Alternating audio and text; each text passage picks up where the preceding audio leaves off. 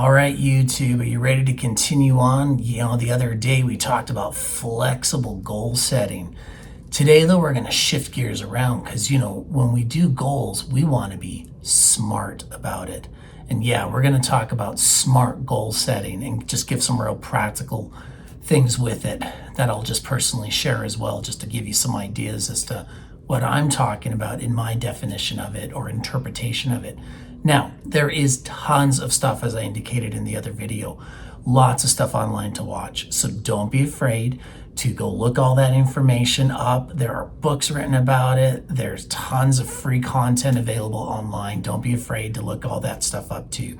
But if you're interested in hearing from my perspective, stick around and let's get smart with our flexible goals, okay? Hey, so of course the first, one that we're going to talk about is the letter S, because SMART, of course, is a acronym. And so we're going to look at the first letter again being S. S stands for specific. We want to be specific with our goals. We don't want to be vague with our goals. Okay. It's kind of like, I'm going to make a YouTube channel. Okay, good. I mean, we got to start somewhere, right? But we're talking about SMART goals right now, not just basic. Let's just get the goals down on paper and do it and write it down and go, yeah, I did something. Yes, create that momentum. That's good, but we're getting specific. So in my case, all right, an example of specific would be, I am specifically making YouTube videos to help support my website. I've been, about over 5 years now writing blogs on my website.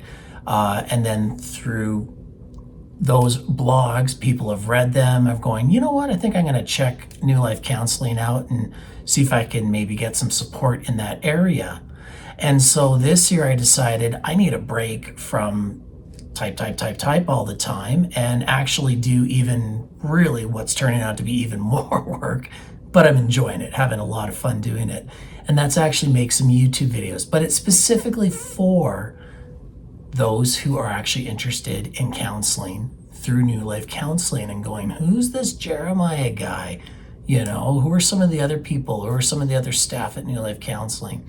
So this is just a good lead intro, and that's a specific goal that I've set in doing YouTube videos, okay? Now, M stands for measurable. We got to be measurable. We got to be able to track what we're doing, okay? Otherwise, why are we doing it? We have no idea if something's being effective or not. And so when we do that, it's not just, of course, tracking, but we also want to keep looking at it, all right? That's where the concept of reevaluation comes from. So probably in a month or so, I'll just kind of track what we're doing, how I'm measuring. Are the YouTube videos, am I getting more clientele, or is the business drying up? Otherwise, I'll go back to what I used to do, all right? Definition of insanity, right? Do the same thing over and over again, expecting results. Well, if you're getting results, do the same thing over and over again. But if you're trying something new and you're not getting the results, well, that could be a case of tweaking things or got to go back for a little bit and figure out what's getting in the way of that from not being successful. So we'll find out, okay? In my case, as far as the measuring, it's going to be specifically looking at how many are actually clicking on the website, how many are actually clicking from the website to the YouTube video. Okay, so if you're one of those who did that, thank you so much for clicking on it. That helps me to know that you are interested and maybe even considering possibly doing some counseling. Or you're just interested in goals and SMART goals specifically, which is cool as well. The next one is A. A stands for attainable. Man, we want to make sure it's realistic, all right? It's got to be challenging, but not too tough that we give up and lose momentum, but not so easy that we're like, hey, I did it in a day. Okay, let's get a little challenge there, okay? And of course, as I indicated before, we want to set it so that it's realistic, all right? We don't want some outrageous thing. So in my case, all right, I do have in my heart to make 100 YouTube videos this year. All right.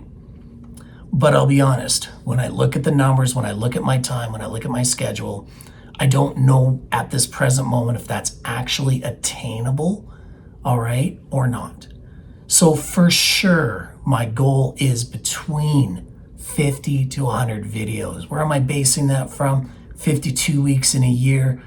Well, if I do 1 to 2 videos a week, of course, pending on different times where I'm not working or have time off, that will make at least 50 videos. If I did a video a week, if I do 2 a week, for sure I'll reach that goal of 100 in no time, okay?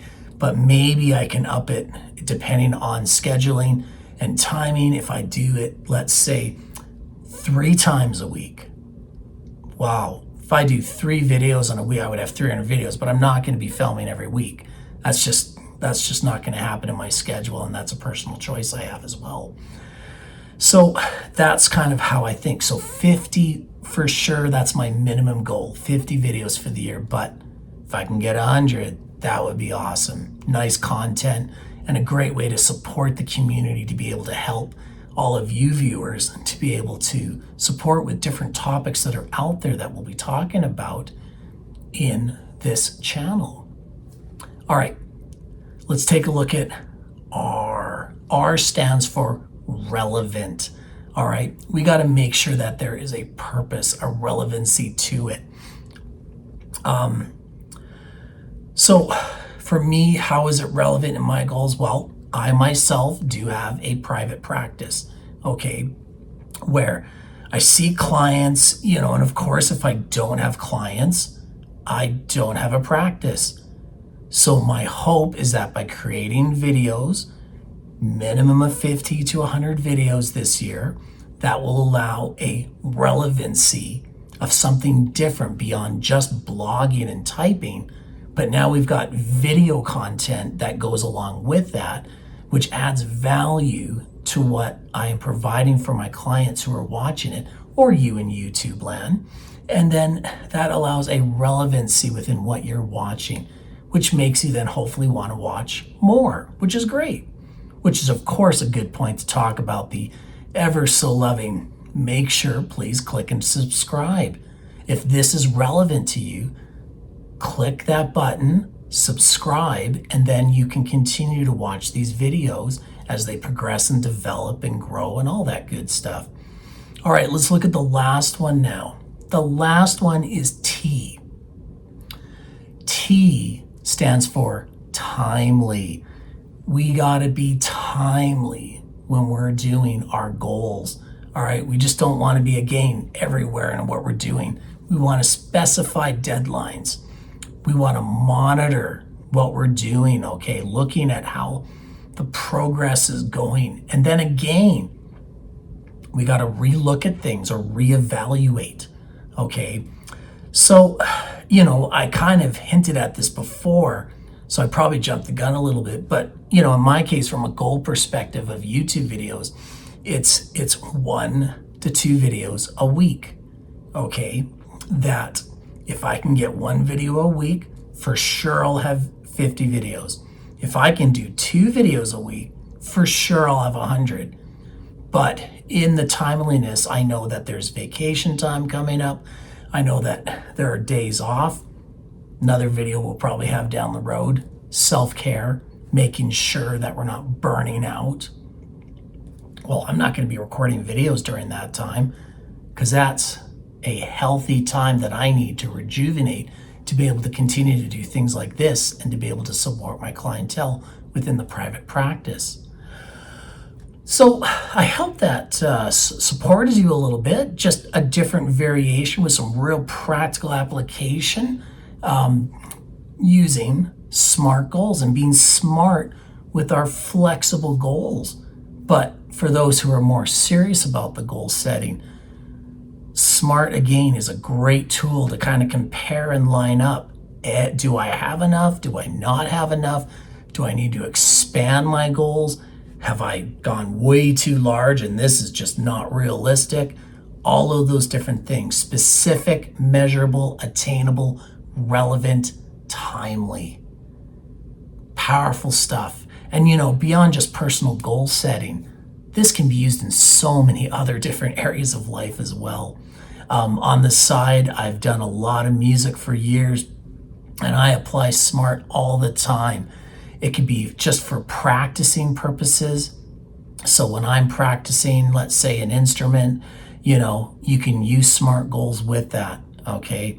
If you are in school, all right, or you're thinking of going to school, you want to make sure you apply some of these S.M.A.R.T goals to your personal goals of education to make sure that you are actually graduating and getting the work that needs to be done, especially if you're going into a doctorate or a master's level type programming, okay? Because it can be very easy to all of a sudden lose focus, and next thing you know, time goes by and you're like, oh wait, I gotta get that education thing done. So all sorts of different applications, okay? I'll stop with that, and I think we're gonna do one more video after this. We're gonna get real practical. So if you're even listening and you've stuck around this point going, man, I'm still kind of stuck and lost and I just don't quite get how to do this, don't worry, we're gonna get real practical with the next goal video. All right, YouTube, we'll see you in the next video, and have a great rest of wherever you are.